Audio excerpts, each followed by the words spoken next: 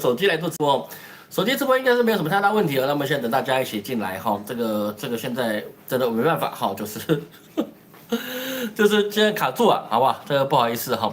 那首先呢，我们来讲一下这些老师人在大陆出差，所以是说啊，我们的这个姓名学啊，老师已经录好，但是不知道为什么啊，他就没有办法上传啊，上传不到我们的一个系统里面了。所以说，老师明天老师要往成都去了，就看成都那边的线路或是其他办法哦，尽快的把我们的课程上传，好吗？那现在是第5集没有错了，但是老师后面都写完了，让老师一集一集的上传，好吧？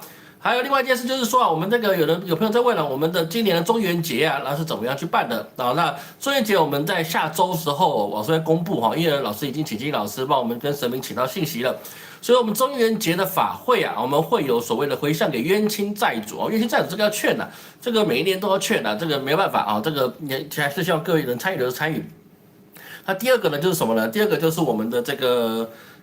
普渡啊，有些人希望呢，他觉得他自己学习的度完了，他也希望给普渡给众生，所以我们就会开放2个项目，一个就是一样哈，回向跟回向什么消灾忏罪啊，就是说呢，跟你冤亲债主和解啊，每一个人都冤亲债主啊，那个避不掉的，好吧？老师也有冤亲债主啊，老师跟各位以前讲过我们的故事，说老师也有冤亲债主，不是人都会有冤亲债主，人来就是有原罪的，没办法。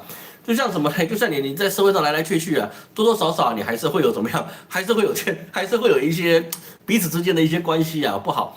所以说啊，冤亲债主啊，其实我们就慢慢来吧，好吧？我们就下礼拜3吧，还是礼拜4左右啊，所以公布我们的一个消灾忏罪，还有这个普渡啊，有愿意向众生普渡的就参加，不是一定要参加普渡啊。我先跟各位讲。不是一定要参加普渡哈，普渡那个没有这个问题哈，你整个中元节都不普渡也没事，好吧？要叫清楚哈，这是我们的一个习俗呢。趁这个时候啊，我们就可以跟这个世间来去做好，好吧？那会不会卡？各位有没有觉得卡？有卡吗？有卡跟老师讲一下，因为手机应该是最不卡的了，好吧？手机应该是最不卡的。那至于是说刚才电脑为什么老师一整我也不知道，我尽量把它修好。这奇怪，连2个礼拜一直整我，都不知道为什么。好，那接下来我们进入我们今天的直播哈。今天直播这个礼拜啊，其实是一个蛮复杂一周啊。那首先我们讲到这个美伊之战啊，美伊之战这个东西啊，其实我们一直在想是说啊，这个川普啊，他之前的这个和解备忘录啊，互相谅解备忘录啊，他是说条件太好了，所以老师当时啊跟各位讲过啊，我完全是不相信特朗普他的和解备忘录。所以说啊，我们才刚讲完1周啊，这才1周的时间啊，各位有没有发现到一个问题啊？他自己把这个和解备忘录啊，就把它撕毁了，对不对？然后直接炮轰这个伊朗。那为什么呢？其实我们看这个事情的时候，永远不要想是说我们的国际事件呢，它单一的就是想要做什么，他做每一件事情都有他后面的原因，而不是只是为了是说我今天就是看你伊朗部长或是你打了3艘货轮，所以说我必须做这件事情。其实，在这个状况来看呢，他必须要让他自己让他自己能够去掌控霍尔木兹海峡这样的权利，然后再把它谈，因为他不能让现在的谈妥。为什么？因为特朗普现在在共和党的整个的选举态势啊是非常非常不好的。我们去理解特朗普现在在美国里面的选情啊，是比较不理想的。这说实在是还蛮不理想的。你说他会不会一直会被弹劾？我觉得弹劾美国总统这件事情啊，特朗普到现在为止啊，你要说他有什么一定会被弹劾的事情，有，我们将会谈到他一定有一些事情会真的是会被弹劾。但是你说其他的一些现实的状况的，比如是说，他有没有去做一些违法犯纪的事情？这个有怀疑啦。但是你说他立刻被弹劾嘛？其实不至于。但是问题就在哪里？问题就在你11月你要进行期中选举，期中选举很简单，那就是你会那个参议院啊、众议院啊，你都会换水一票人啊，那30%的人嘛会换水。那你一换水这些人啊，那代表是说你的参议院跟众议院啊，你不一定啊，其实应该是蛮大的概率啊，共和党他不会得到他的掌控权，因为你换了30%的人啊，基本上你就很容易啊。你就没有过半，你没有过半的话，那么以后你可能你的参众两院都是民主党他来去主导的。那如果是民主党主导的话，那么就很简单。特朗普现在如果要打这个霍尔木兹海峡，或者你要做其他的一些临时关税啊，那基本上民主党不论你是做对还是做错，基本上他都会反对。为什么？因为你这一次一换掉之后啊，你后面要去选总统的时间啊，又更加的近了，而且你没有连任的可能性。除非特朗普他想去怎么样，想修法让美国总统可以连任3次，但是目前为止他的政治能量，那特朗普总统他现在的政治能量，也是川普老先生，他的政治能量是已经没有办法维持到是说让他可以怎么样，让他可以去连任第3次，就让大法官去修这个宪，然后让他可以去连任第3次。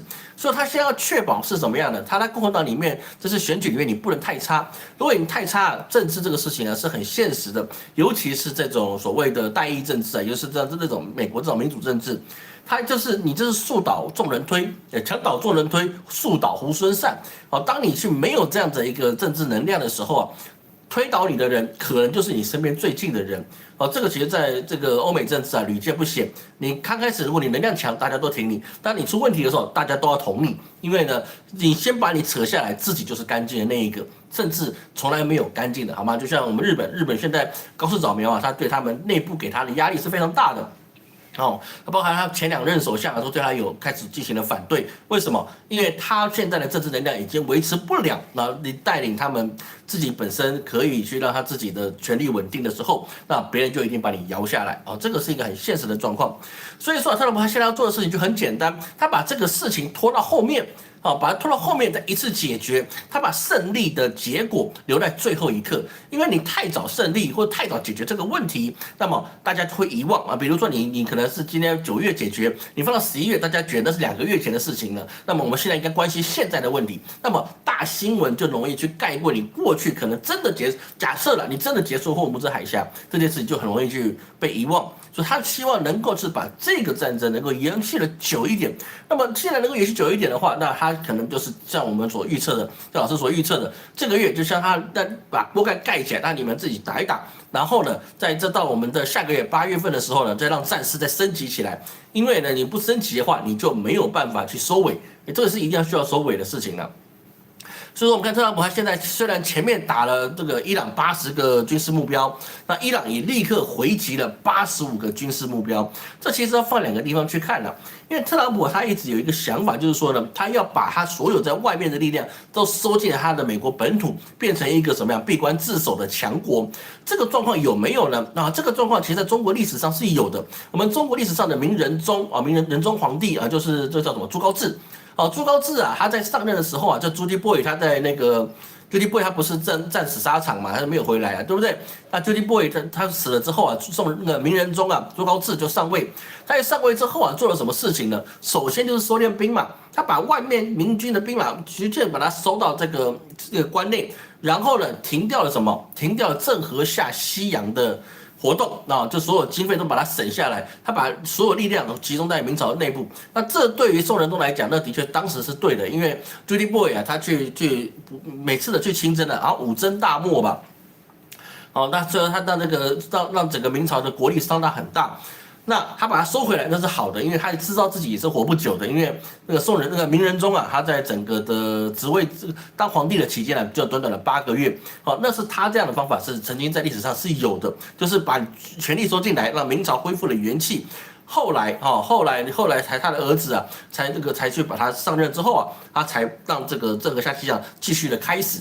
就是仁宣之治嘛，明宣宗就是仁宣宗，他就继续的把这个项开始，但是呢，弄到最后也是一样他做到最后最后他也是没办法维持就是很可惜那个中国的海权就是在郑和手上建立的，但是没有继续维持下去，这是非常可惜的一件事情。所以说，现在特朗普想要做的事情就是，他需要把所有的美军力量收在一起，甚至他连欧洲的驻军什么可能都要裁一点，然后让欧洲出多一点钱。那甚至你这钱要么没给美国，要么你不出钱，我就把军队撤回来。那么这对美国才是好事，然后我只要卖武器给你们就好了嘛。但是呢，在这中东这个地方就变得很有争议了，因为中东这个地方在美国它投放的这些军事的一些资本那是非常重的。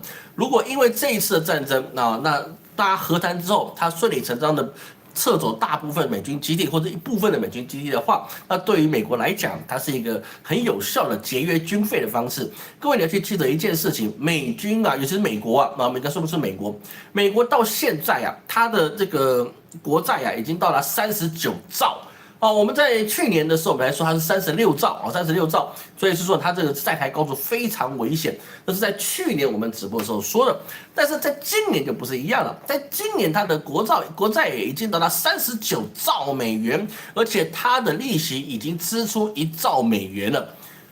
这是一个非常可怕的一个事情啊！如果你在一般的国家啊，这个事情是还好的啊，这个事情是还好的。有人说啊，老师那个不对啊，日本它250%的国债率，美国它还不到200%呢，对，它150、现在180几哦，那个不是什么大事啊。那你不能这样去看，为什么？因为美国它的一个公债，它是里面是包含了它的美债，这个美债啊，就是给世界最稳定的一个债券啊，最稳定的这个算什么金融工具？如果你的债过高，你的偿的利息过高，那大家会怀疑你后面的偿债能力是不是有。你偿债钱一定都是可以付出来的啊，比如是说你就一定是因为美钞是你自己印的嘛，所以最后你的美债一定是还得出来。但是还得出来不代表你自己的货币是可以跟你的这个国债去稳定的话，那么你这个债也就是等于是不稳定的一个事情。所以说，在这个状况之下，美国它这本身的压力是很大的，它利息支出这么多了，我个人认为它是极端的想要节约的，就是它自己的军费。那军费这个里面就有争议，有人说老师，那美国的军工产业不是都是他们的民间产业，然后他们需要战争扩大，他们才能赚更多钱吗？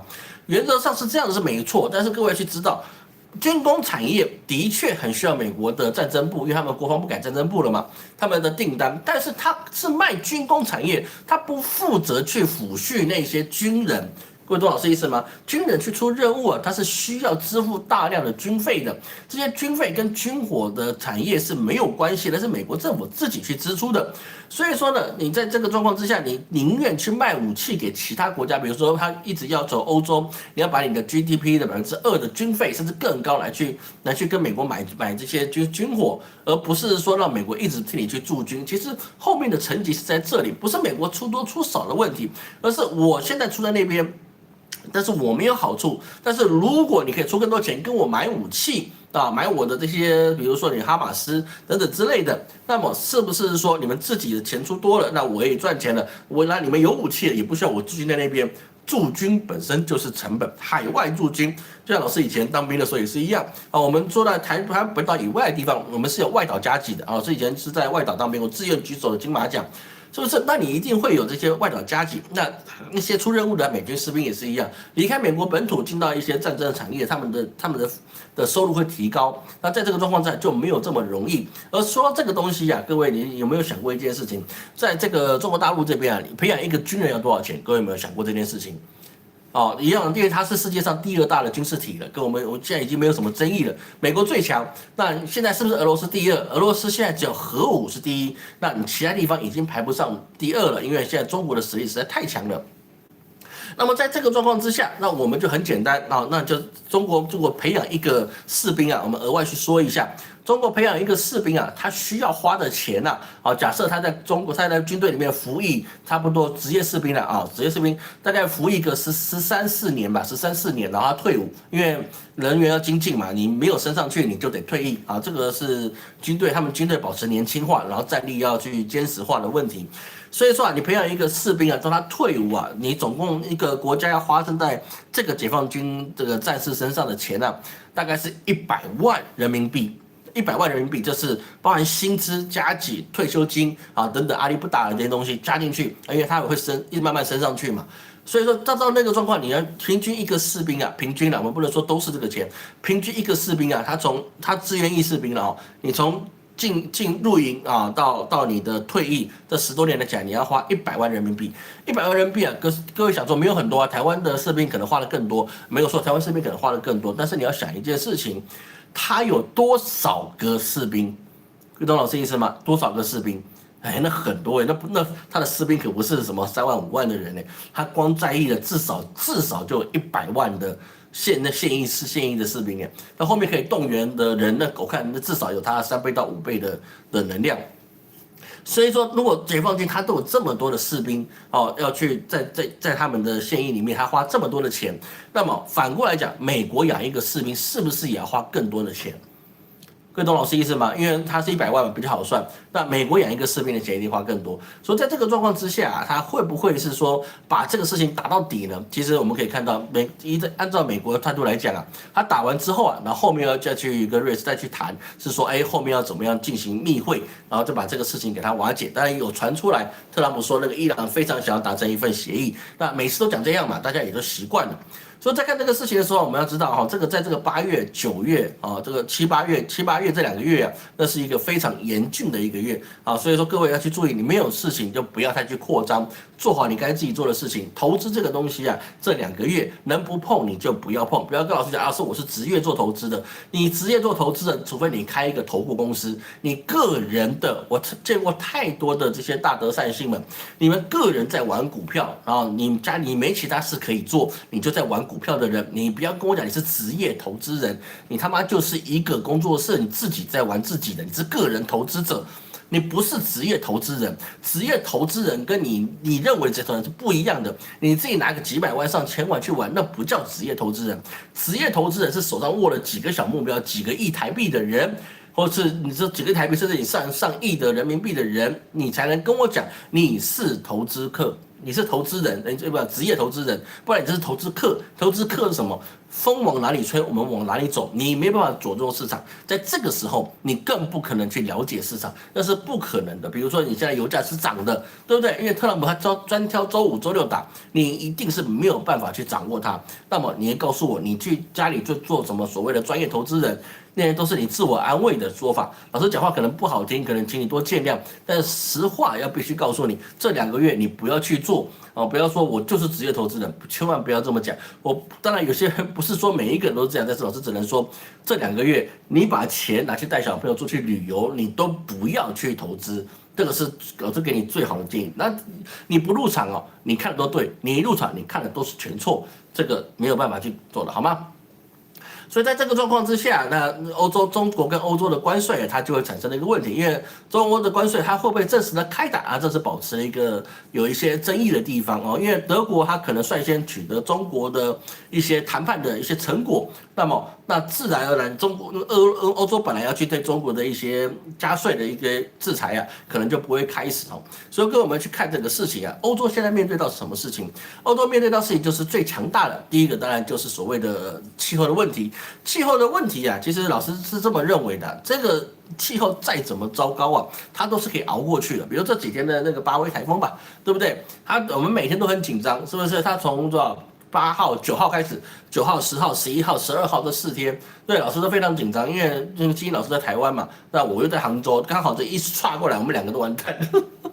是不是？大家非常紧张所以说4天让我们其实神经紧绷，然后再一直迎来台湾，迎来这个台风。那很好在呀，就是说他到台湾呢也感觉也很拉，然后呢到了中国这边他也是很拉就很好，不要希望他很夯，好不好？那个台风很夯的事情，不要希望他，哎呀真的放对台风假，对不对？那风吹进来，那个房子倒一片然后车子都淹水然后你说哎呀这个真的是放假很准确那不是这样想的，好不好？你不要说台风没有来，然后你就觉得说，哎呀，这个预报错了，这个大惊小怪，那是真的是我们的福报，它没有造成灾害，就是福报。你看上一个台风在广西那边造成了很大量的这个雨水，是不是也造成了一大的洪灾？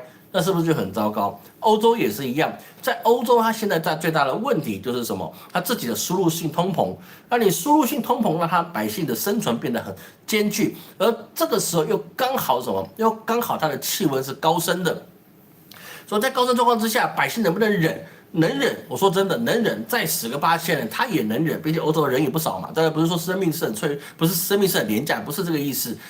他很能忍，就是说你再忍一段时间，无论如何，你到了大概8月中以后，你都会慢慢的凉回去。这个是一定的，因为欧洲它本身热的时间就没有这么久，那现在热呢，是因为厄尔尼诺现象，说它就没有办法去抵抗这样子的热量。他就只能去忍着，说很多老人跟患病的人还是受不了，他就只能先去见上帝了。但是他这个时间很快还可以过去。但是第二个最大的问题是什么？我们从这个欧洲这次的事情，我们就发现，比如说法国他就把他自己的核电厂的那个运转率降窄了。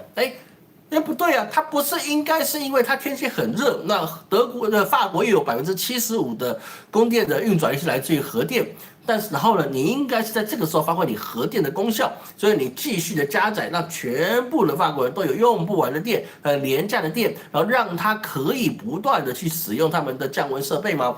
结果它是属于是降载的，降载原因是什么呢？塞纳河或什么还是什么莱茵河里面的那个鱼它们的水温提高了，那核电厂在排水的时候呢，会升高这个河内的水温，所以是说呢，那他们为了这个河里面的鱼不要热死不要热死，所以是说呢，他就把那个核电厂降载了。那这样子排出来的水就变少了，那么那些河里面的鱼呢，那水温就不会上升，河里的鱼就不会死了。那至于路上的人死了、饿死了怎么办呢？哎呀，那也没事，好吧，路上人热死就算了，那也没什么关系，对不对？但是鱼不能热死啊。各位，你相信这个东西是不是很夸张？但是各位你要去知道，这个事情不是只看这件事情，它降载的原因，其实我们上个礼拜其实也说过了，对不对？很多人觉得这个新闻很夸张，你怎么只顾不顾人呢？其实原因我们上个礼拜也讲过了，法国做这样的方法也是很能够去理解的，因为核电厂的电那是很强大的，那是没有问题。法国人再混，他也不会因为鱼的生命，然后来去忽略了他百姓的舒适度，因为百姓的舒适度好了，你的选票才有嘛。他怎么可能让鱼舒服了，然后人去死呢？他不会做这些事情的。但是他为什么还是去做呢？就跟我们上次讲的一样，你的电网承接不了。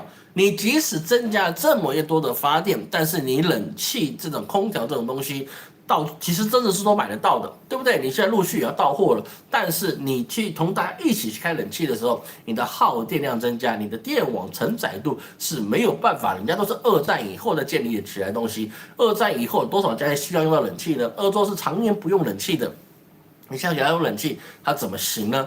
所以说他就必须要去降载做这件事情，所以看事情永远要去看另外一面，他为什么做这件事情，而不是事情的本身。如果看山是山，看水是水，那是属于第一层；看山不是山，看水不是水是第二层。心中有山，心中有水，那才是第三层啊！这是老师以前在拜师学风水的时候师傅教的啦。见山是山你什么山都看不懂。见山不是山，见水不是水，那什么意思呢？看山眼前的东西它是怎么形成的，看水水从哪里来又从哪里去，这是秘密。其实说真的不应该这边讲但是秘密那你自己才知道。那什么叫看山不是山？看水都没看到水呢？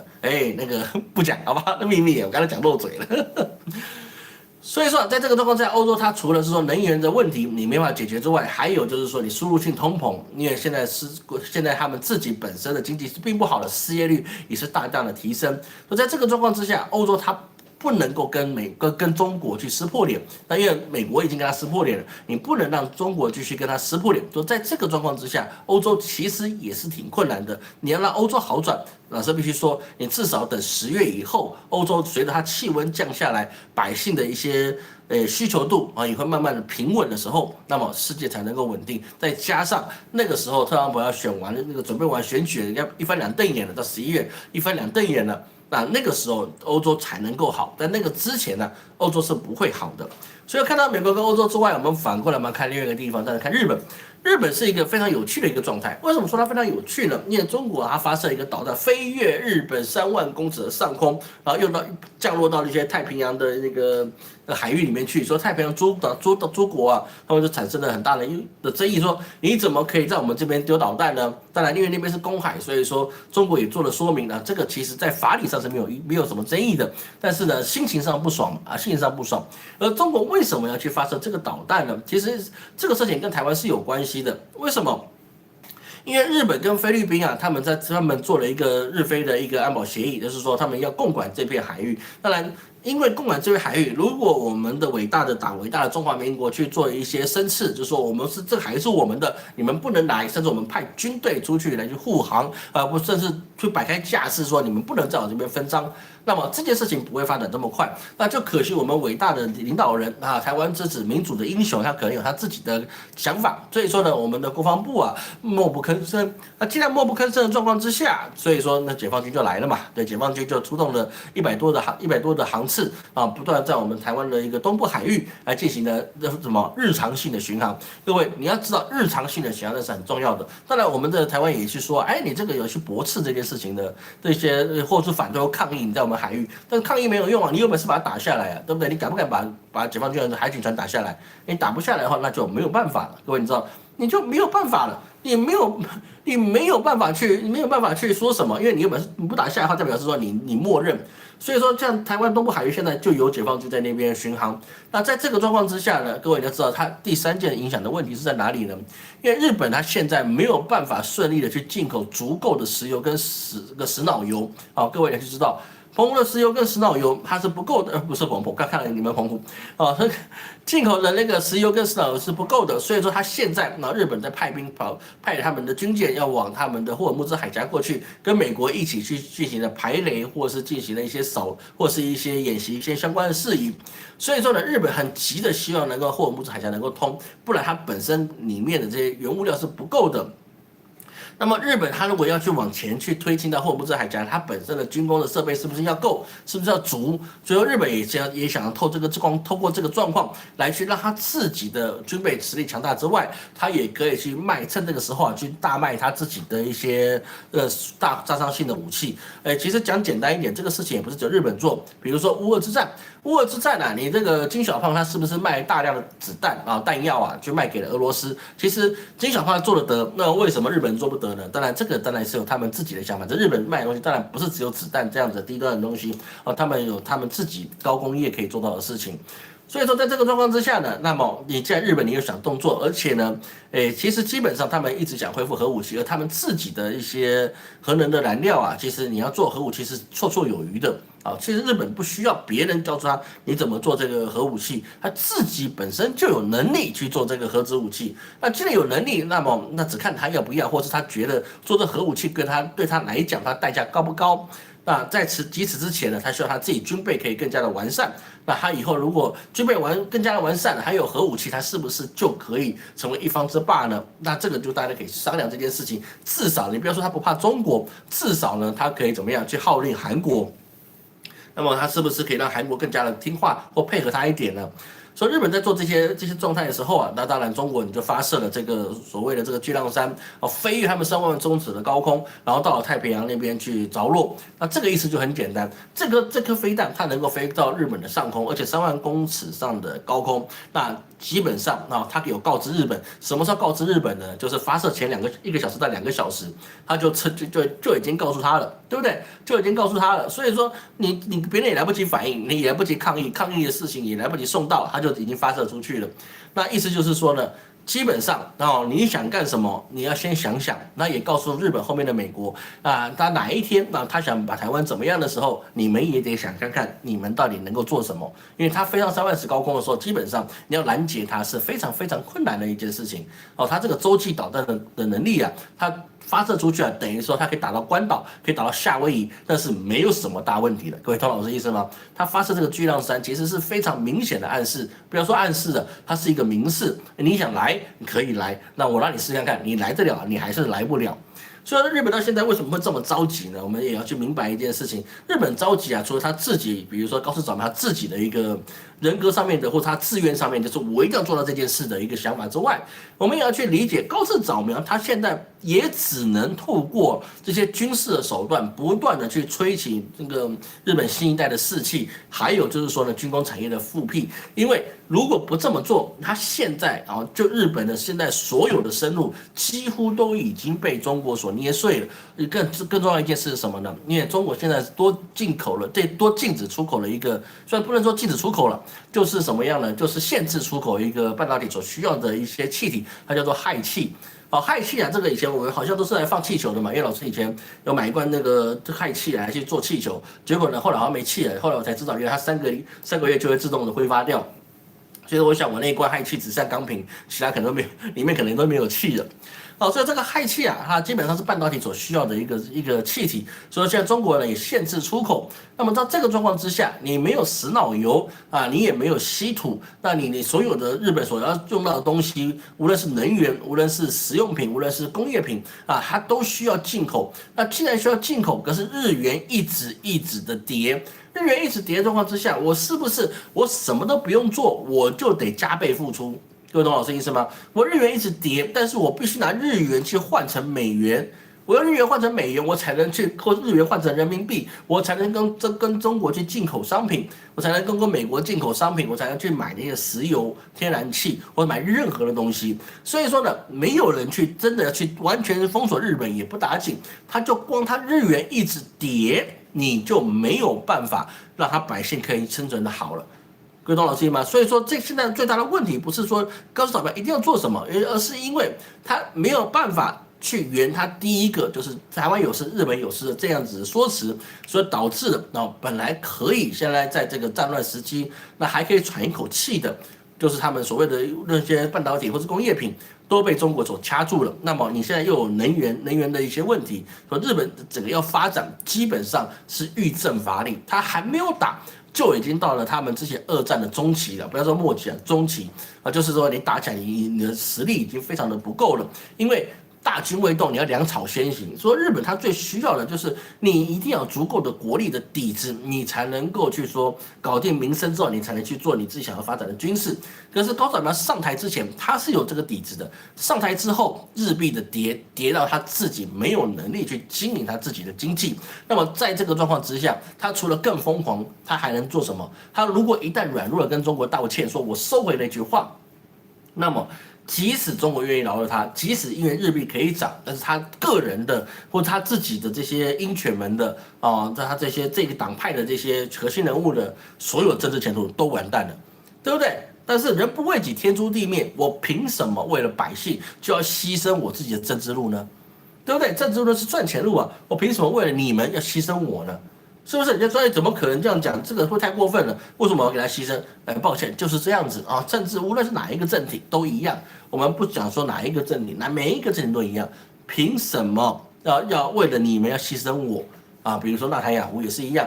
凭什么为了你们的安危，然后牺牲我想要把以色列复国这个复国主义的希望给取消呢？我就是要让这个以色列国土可以拿到加沙走廊啊，我可以并退一个什么黎巴嫩南部，甚至呢，我是最近这个以色列战士还去绑架了美国的议员，对不对？这些事情他觉得他应该要这么做的时候，他别人代价不重要，别人代价不重要，因为代价不是自己支付的就没有问题。好不好？这人世间是蛮有趣的，不是只有老板会这么想，每个人都会想，你只要这个代价不是我们支付的就没问题。例如这次的台风，很多人说台风没有来，真的是预测很拉垮。他如果来了，你是不是就很开心？真正好像有台风在吹，然后你自己很安全，然后很刺激，然后在享受那个外面风呼呼的吹，然后雨刷刷的打，好刺激，好刺激。不是的，你在里面安全的时候，外面这些电力修复人员、那些其他的抢救人员，他们迫着性命的去保护我们。对不对？所以说，问题是我们自己就觉得你没有来就很拉，麻烦拉一点没关系，因为它的气象预报就是17级，那碰到陆地就开始降级，然后眼睛还闭起来，人家闭起来不整你，然后你还说，你是瞎子吧，你白痴啊？哇靠哟，他妈不是过分了嘛？所以这个真的是有点糟糕的一个事情。所以我们再看这个整体的我们的这个日本或者是在美国或者欧洲的变化，就很简单一件事情是什么呢？就是个人的利益会凌驾于整个百姓的利益。所以在这个时候，战争你会不会轻易的结束？就不会啊。例如我们现在看到乌俄之战，这个我们知道这个乌克兰他打了我们自己的什么？打了那个俄罗斯的这些，比如说圣彼得堡或者他其他地方的炼油厂。那俄罗斯真的是损失惨重。损失惨重之外他还做了什么事情呢？因为我们知道俄罗斯损失惨重，但是它本身的石油是他们的经济的命脉。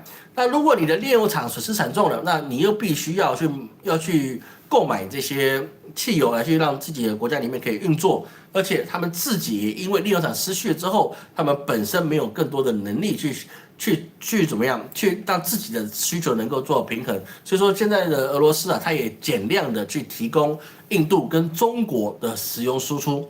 到这个状况代表俄罗斯真的是非常吃紧的，因为你输出的越多，你自己回的款越多。这个是很确定的，因为你必须卖出去，你才能够收到钱啊。有些是预售，无论是现售或预售都一样，你必须把油出去了，你才能够交货，交货完要么你就收到钱，要么你就收到续约的订单。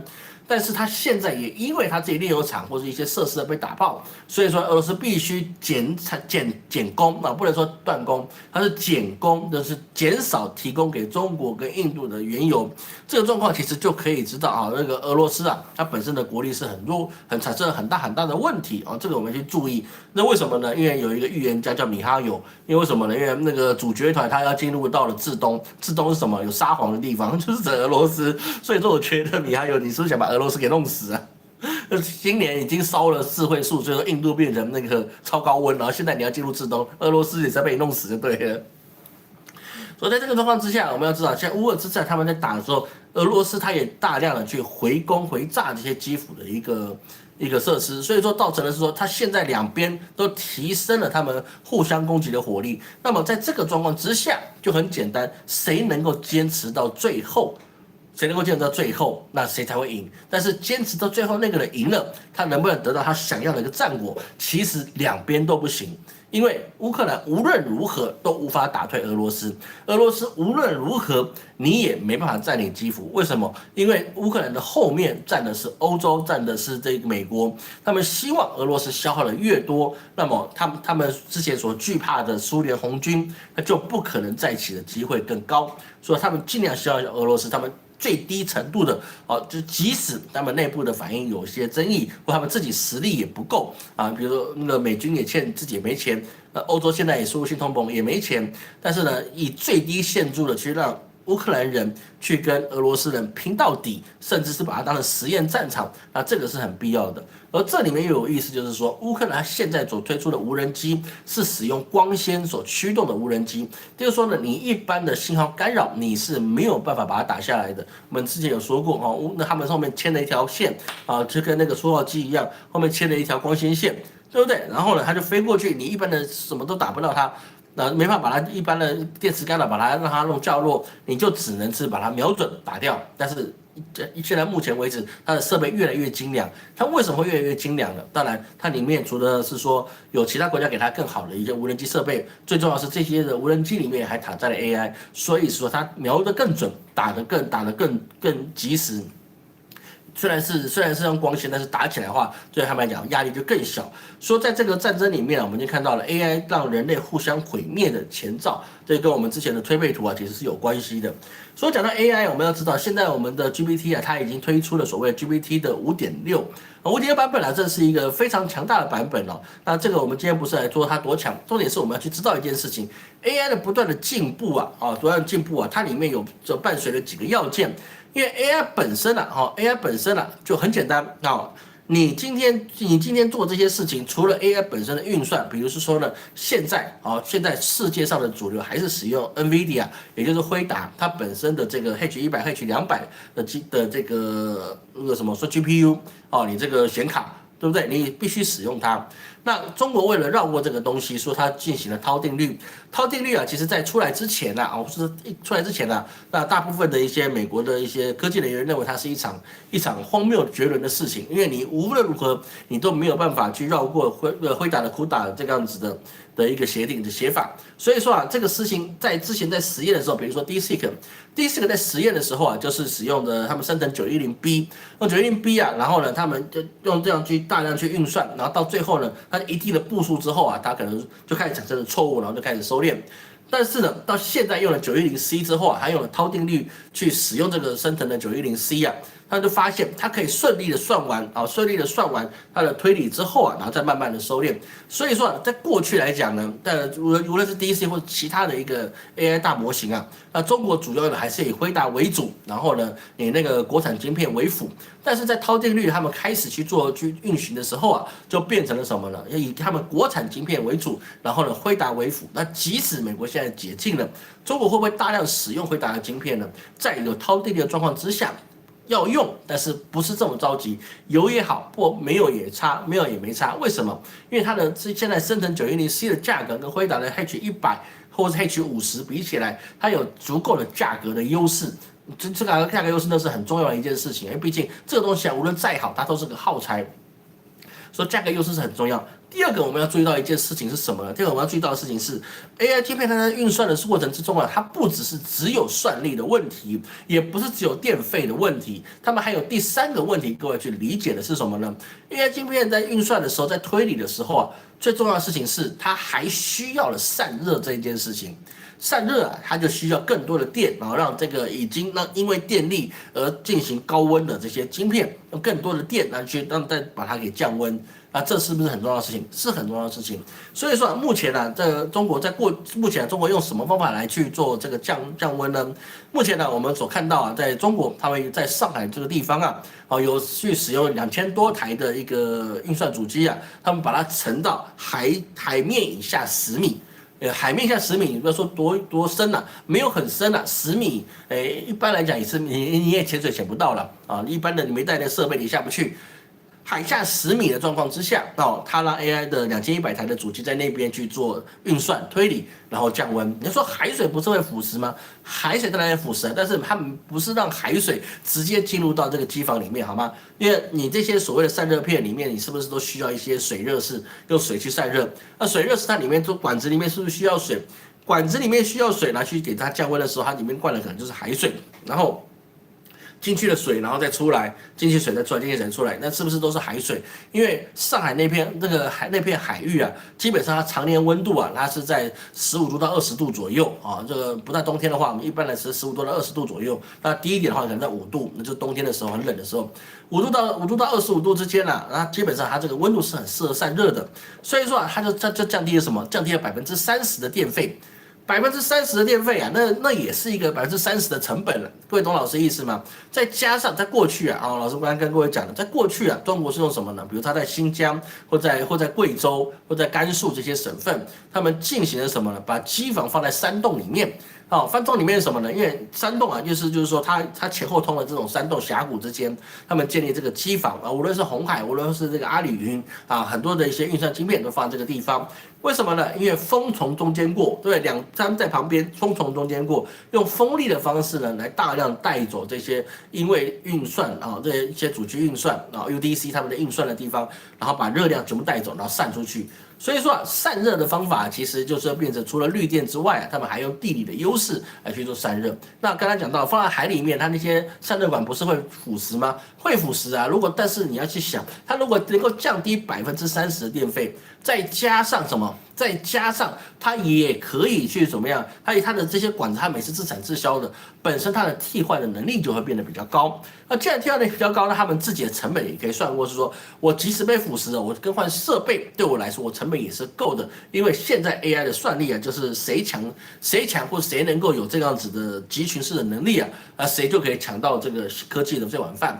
所以中国它有了涛定律啊，其实我们可以发现到，它并没有在这几个月特别去追逐它所谓的这个几奈米的晶片，因为涛定律啊，在目前最理想的状况之下，这是文章上讲的啦，这个实际上老师不知道它到底能不能。在文章上讲的话，你涛定律它能够做到的晶片的这个极限值啊，就相等于1.7奈米的晶片。那么1.7奈米的晶片，那代表是说它现在能够量产是7奈米，那再尖一点是5奈米，但是良率没有那么高。但是如果用涛定律改一下，7奈米的就可以追平到1.7奈米这样子的一个能力的话，那么你就不一定是需要所谓的 EUV。因为现在都用 DUV 嘛，就不需要所谓的 EUV。那像中国自己本身也有在国产的 EUV 正在去做测试还没办法去量产。那这个就代表是说它本身的竞争能力就是够的。而且各位在跟各位讲第二个消息是什么呢？在这个 AI 的进行时代啊，那它需要的还是有电，你没有电也是不行。中国虽然有绿电、有水力发电、有很多种电，但是呢，我们更需要注意的是什么呢？中国在这一周还做一个宣布，什么呢？他们宣布在2030年要用核聚变来发第一度电在2030年的时候发第一度电。各位，2030年距离现在是几年？3年半的时间。你不要去小看这样子的一个新闻，因为当中国说2030年要发出核聚变第一度电，核聚变是什么？核聚变那就是它用人造太阳所发出来的电，意思就是说呢，它现在已经知道什么状况之下用什么样的外壳可以包住这个所谓的这人造太阳。对不对？这是一个很大的一个挑战。过去啊，无论是马斯克或是其他人，他们都认为是什么呢？他们都认为是说，在我们的宇宙中的太阳啊，我们太阳这个恒星啊，我们可以用什么？可以用泰森环啊，把它绕住，然后一直不断吸收太阳的能量，然后再发给地球去发电。那个泰森环，但是呢，他现在中国就说我自己造一个小型的人造太阳，然后呢，我就把它放在地球上。对不对？那我是不是少了这些航太的成本？然后我就把它包起来，让它好好的去发电。如果2030年他说可以发1度电，那么按照中国的基建跟他们自己设备的一个过去的经历啊，他们可能会早1年，可能2029年，离现在2年半的时间，它就可能已经可以试运转出它有发电的可能，可能2029年的下半年它可能就可以发电了。那在这个情况就变得非常的吊诡了。为什么？因为美国无论如何，他们自己也有核聚变的一个发电的能力的那个，不是说能力啊，就是有这样子的研究计划。但是距离它能够发电，那目前是遥遥无期。但是问题是 AI 很耗电。AI 耗电那个是大家都知道的一个事情。如果它用核聚变发出来的电，它电价又便宜，而且基本上都可以说是取之不尽、用之不竭的。那么中国的磁源，也就是 token 的产出率，可以大到什么程度？各位，你可以去想象吗？因为你如果没有电，那么你有晶片是没有用的。比如说台湾电就是不够，这个是板上钉钉的事情，电他妈就是不够。那既然电不够，那你要怎么能够是说在台湾可以做好很好的一个 AI 研发中心，或者成为一个 AI 的一个产生磁源的能力的地方呢？那不能的。其实我们台湾本来是有很好的能力，可以去做什么呢？可以去做这个磁源的，因为我们台湾啊，其实基本上你的核4甚至核5都盖好了，那加上我们自己本身的一个技术，其实台湾是有这个实力去当成亚洲的磁源中心。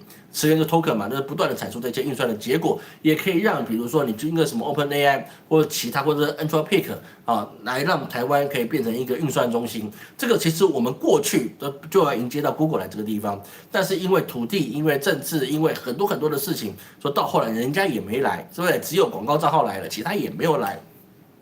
煞是可惜，但是现在如果中国可以，那么它的电等于去辅助这一些做这些大模型运算的，也就是 LLM 啊 ，L 就是大模型嘛，那什么就什么呢？Large Language Model 啊，这个状况之下，它就可以去大量产生磁源去运算。那磁源运算是什么事情呢？各位你要去记得 ，Anthropic 也就是那个 Cloud 的公司，他们自己就有承认过一件事情，所谓大模型的迭代就很简单，就是 AI 训练 AI。这个老师在2年前跟各位去谈过，当你 AI 去训练 AI 的时候，你的速度是不是很快？啊，这我们之前有谈过，老粉一定知道，老师过去跟各位讲过。所以说 Anthropic 他自己就说，他们就是用 AI 训练 AI， 所以说在后面的 Mesos 它就可以去训练他们的 Fable5。啊 ，Fable5 现在已经恢复给各位去使用了啊，就是那个神话5啊，现在就可以去使用了，只是就是贵啊，就是贵。因为为什么呢？因为神话5的话，它100万的 token， 我记得好像没错的话，好像是$50吧。好像是$50，100万的 token， 是蛮贵的啊。你一般订阅是台湾在台湾你要订阅这个东西，你是没办法使用 Fable5 的，就是你就得用那个额外的付费，你才能使用这个模型。那我现在用不起了，因为它实在太贵了，我花来的钱太贵了。所以说，无论是 GPT 5.6，它也是所谓迭代出来的一个商品，自己训练自己所能够迭代出来的一个模型，但是它最终需要的都是电力。除了晶片就是电力，而你晶片你要做得好，那你也需要大量的水跟电。那目前为止，在世界上能够有让能源可以做稳定输出的，可以稳定让 AI 去有这个基础的能源让它去运算的，整个世界来看还是只有中国。为什么？因为它发电成本低。我上次问了一个朋友，他好像一度电好像是8毛人民币吧，好像是这样，我不晓得我有没有记错，各位给老师提醒一下，因为这2天我跟他请教了，他说你们一度电多少钱呢？啊，8毛人民币，好像4块钱台币吧，对，4、8、30，3块钱台币，3块多台币一度电。那我们台湾现在多少钱呢？各位知道就好。好，那我们就不说了，他们也没有所谓夏日电价。所以他们电量如果一直稳定在这个价格，它会出现2件事情。第一个，他们的工业生产成本就不会再往上涨。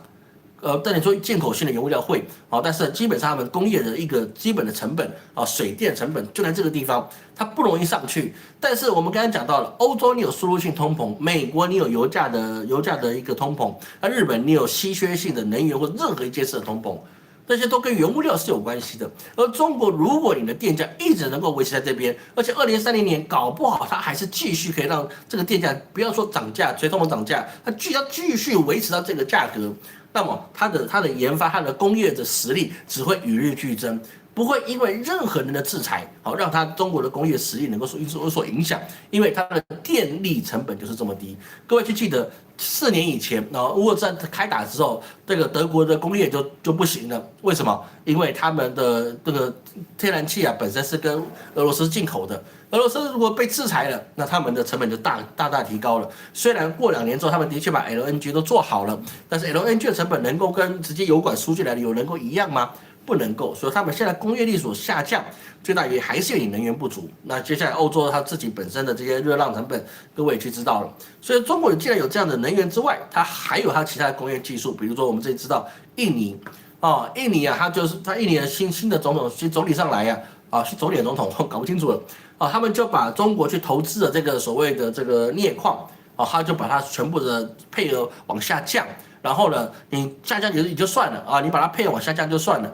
本来你挖到这些提炼这些镍矿的附属品比如说铁一些杂矿那你是不用特别去跟他报税的现在也都要报税。报税也没有问题。我说真的，我觉得你挖出来的附属品之前送你的没有问题，但是现在大家日子不好过，你挖出来这些附属品的矿，比如说铁矿或者说是什么铜矿你也得报税，而且你也得去把它变成成本之一的话，我觉得这是可以接受的。但最大的问题是什么呢？因为你还要求中国，你不但你不能挖这么多矿了而且呢，你还要把这个卖矿所赚来的钱拿去放在印尼的银行里面。然后呢，12个月以后你才拿出来，你只能存在印尼的银行里面，而且你要放1年才拿出来，你这就有点过分了，对不对？你赚来的钱凭什么给你放1年呢？是不是？你又没给我高额的利息嘛，也没有对不对？我跟别人交易卖的钱，我出了技术我出了演练，而且我还付薪水给你的员工。各位懂老师意思吗？他们在当地雇佣了30万到40万的印尼员工。然后呢，你今天这个钱我都先支付出去了，然后我赚来的钱还得放印尼的银行，然后放1年之后我才能取出来。那我这1年的空窗期是怎样？你是在空手套白狼吗？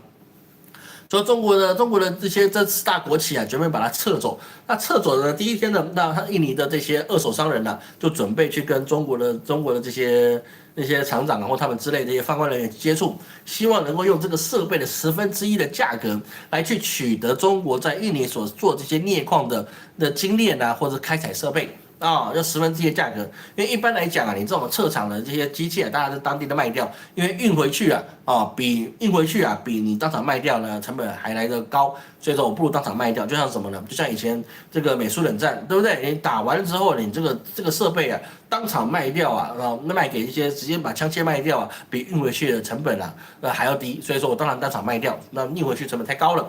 所以说那些二手商已经准备好了，反正我就收你们中国的设备，那你们走了之后呢，我再把它原地装回去，然后继续的开采继续拿你们的参数来去做运作，那么这些工人我可以继续用，那我就直接继续的运转，那钱我就自己赚就好了。那谁知道呢？中国这个家伙呢，不讲武德，对不对？真的是好自为之，喝太少了，是不是？他们不但是说既然要停工遣散了这些印尼员工之外呢，直接叫人把这个中国的设备直接把它拆散了，运回中国，1台都不留，那直接运回中国，1颗螺丝钉都不留。那运回去之后，对中国成本那么高，他们干嘛呢？也没差。为什么呢？因为这些设备运回中国之后只要4天的时间，就可以重新原地组装，然后继续开始运转。那你运转，你没有镍矿怎么办呢？现在包含印尼它自己本身原来是镍矿的出产国，因为为什么镍矿有什么好用呢？就很简单，一般你除了这个锂铁电池也就是你这个中国的电池之外的地方的新能源电池宁德时代以外的你可能都需要这个镍矿来做一个碳氢镍池，对不对？所以说你就必须要用到镍矿。那个宁德时代他们用的是什么锂铁电池，好像所以就不一样。那所以说呢，它现在有这个镍矿之前是很抢手的，但是对中国来讲并没有那么大的必要。所以你在印尼做出这镍矿可以卖给别人。那么在这个状况之下，你已经失去了中国的一个精炼成本。那现在印尼需要镍矿怎么办呢？它婚镍的产物怎么办呢？他们只能跟他们印尼以外的国家去购买，它变成输出国，变成进口国。比如说你钱没有赚到，失业率飙升，然后你还得花一笔钱再去跟别人买镍，那一样的事情，中国也可以跟其他国家去购买这个镍矿，因为镍矿虽然是还蛮需求大的，但是你能够精炼啊，能够去做把它磨化精炼，然后变成成品的，那中国它的实力还是比较强的。所以既然在这个状况之下，中国既有能力去使用这样子的精炼设备，而且它的电力成本还可以维持持平，那么我们可以很清楚的知道，在这一场的乌俄之战，或者是那个中东之战打完之后，哪怕后面还有其他的战争，你这场战争，我们说一句很直白的话，你只要没有打到中国的本土，你只要没有打到中国的本土，中国对这个世界的优势只会一年比一年来的强。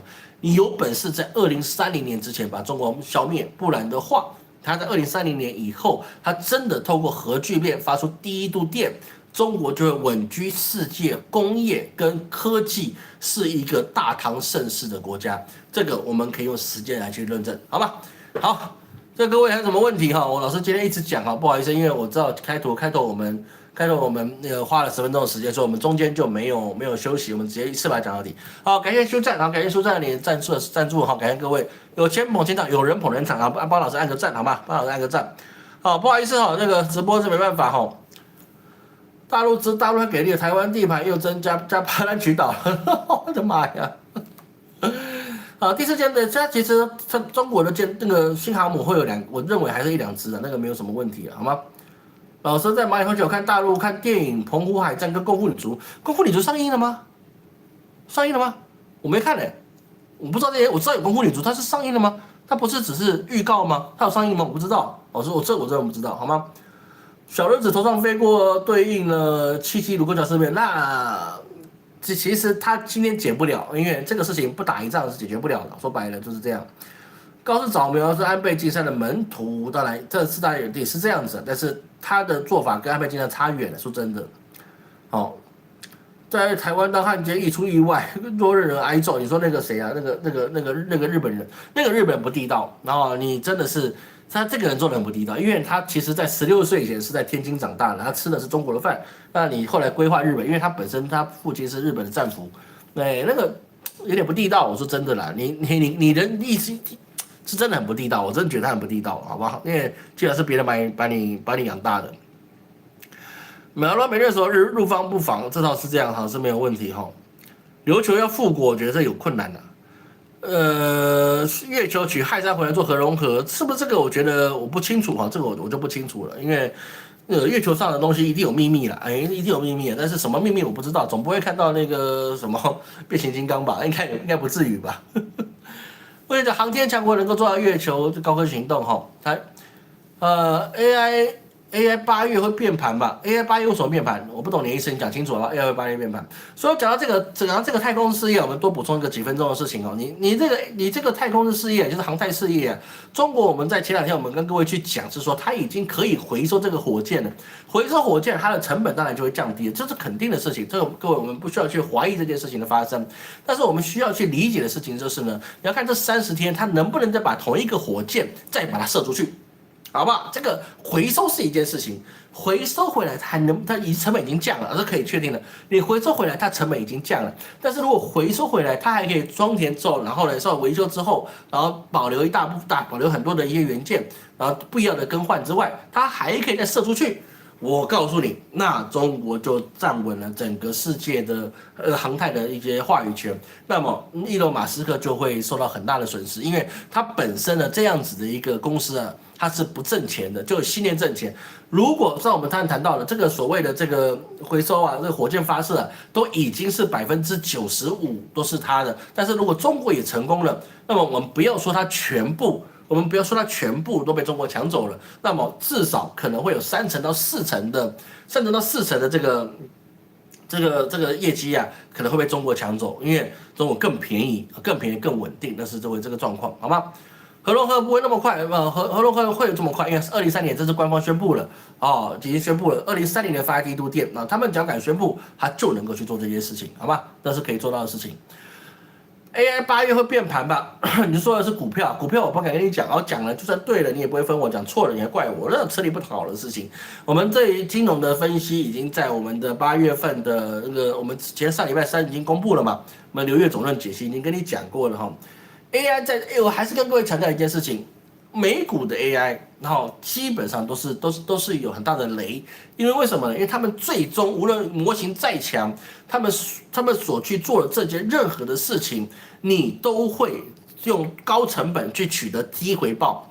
我们讲一件很简单的事情，老师在这个中国境内有一些朋友，他可是某些外商的。这些外商啊，比如说是某印公司，对不对？就是什么大巨印公司，对不对？这些公司啊，他们请了很多高学历的人啊，高学历无论是在他们自己美国本土，或是在世界各地的总部都一样。他们全都高学历的人呢，但是他们本身这些外商啊，福利都很好啊，也不需要996都不需要。但是呢，你请这些人是干嘛呢？这些人他本身也没干什么事，不能说完全没干啊，干的事情是真的是不多。那请这些人干嘛呢？这些人做的事情就是为了让他的组织的结构好看，他可以去融资，他可以去做炒那个公司的基本面好，可以发债。所以在这些外商里面啊，他们很多的员工并不是真的可以盈利的，也不是真的有用的。就是老师，我们之前有讲过一些案例，有人在矽谷有人去上班了，半年之后呢都没事干，他只能假装找事情干。为什么？因为招募他的人呢，在招募他完之后就被裁了，然后他自己上岗了，上岗之后呢，没有人给他工位，也没有人给他工作，他就每一个礼拜准时的到账他的薪水。然后呢，他也只能说，我就进了在家办公。半年以上的时间，就刚才突然断掉，好像突然断掉，就是它是组织架构表，所以说呢，在这个状况之下，他们的人力是没有用的，他人力很多是没有用，他没办法产生这些产值，再加上 AI 本身它能够去做出产值，就那几个核心人员，所以说呢，在这些科技公司里面呢，它本身它要能够让它账面好看，就是我投资你，你投资我。100块钱我投资你，然后你去买他的设备，他的设备再去跟我去做一些服务架构协议，说三方之间把100块分给3个人回转，它就变成300块，就是资本游戏。所以 AI 它本身它发电的成本这么的高，工程师的薪资这么的高，你的设备这么的贵，但是你订阅费从美元20块起，你要怎么样去维持你自己的设备成本呢？会懂老师意思吗？像老师这个一个月至少花个几百块美元去订购的人是少的，绝大部分都是20块到100块，你就已经顶天了，对不对？有时候他用几亿的 token， 你几亿 token 那个你不要去信他啊，不要去信他，那些东西很多都不是用到欧美的 AI 去做的。所以欧美 AI 它是一个能力很强，但是呢，它是一个武功高手，它是一个什么独孤九剑，但是它没有办法面对千军万马。各位懂老师意思吗？能力再强的武功高手啊，各位去看绣春刀也是一样，再强的武功高手，你对不上3-5个正规的士兵，3-5个正规士兵就可以把你砍成肉酱，因为他们有穿甲，他们有这些战术的武器。你武功高手拿了一个刀，拿了一个剑，然后飞来飞去，你这样一次还是把你干下来，那是不一样的。而中国它走的部分就这样，中国的生存是很困难的，996啊或等等，这很困难的。但是这么样去做，他们的本身的企业的竞争力是很强，因为他们看的是真正的 KPI， 真正的一个效能。那这个所谓的欧美跟中国的差距啊，它就会很快的缩得很短。所以说，老师跟各位讲，今年的春晚啊，我个人的预测维持年初的预测，好不好？都会有一个非常拟真的机器人出现，因为中国光今年它机器人的出货量达到10万台，之前可是几千到1万台，算很厉害了。他们今年的机器人出货量高达10万台，甚至有一些是特殊服务的陪伴机器人。那么他们的价格很高，但是一出来还是被售光了。这就是在科技跟工业他们有基础的土壤状况之下，大唐盛世会重新的在现在目前的中国所让各位所看到。那你要说啊，你经济本身百姓经济不好啊，百姓经济不好啊，那个没办法，那是世界的事情。但是你整体来讲，中国百姓就算再不好，它生存环境来讲，还是比其他国家来讲，还是有一些的基础点。各位去知道，很多时候他们的物价可以便宜到你难以想象。虽然他们薪资有的很低，2-3千块人民币，但是呢，它的房租成本可能1年就2000块人民币啊。我是说有些偏远小镇啊，月薪2-3千，但是它的房租也是2-3千1年啊。房车2、3千一年呢、是真的有，我不骗你，我真的去问到，他还说我要不要租给我，我不要啊，我租干嘛？你他妈的你那个偏远省份的，我要它干嘛？对不对？所以他们就是这么低的成本是可以去生活，但是同样的成本，你2、3千块美金，你能够租到1、2千块美金可以租1年的房子吗？有，我相信有，但是很争议，好吗？好，感谢各位今天收看哦。还有什么东西呢？事实上，中华其实国祚超了300年，其实基本上中国的朝代也很难超过300年了，也都没有了，好吗？也都没有了，好吗？这个是我们可以确定的事情。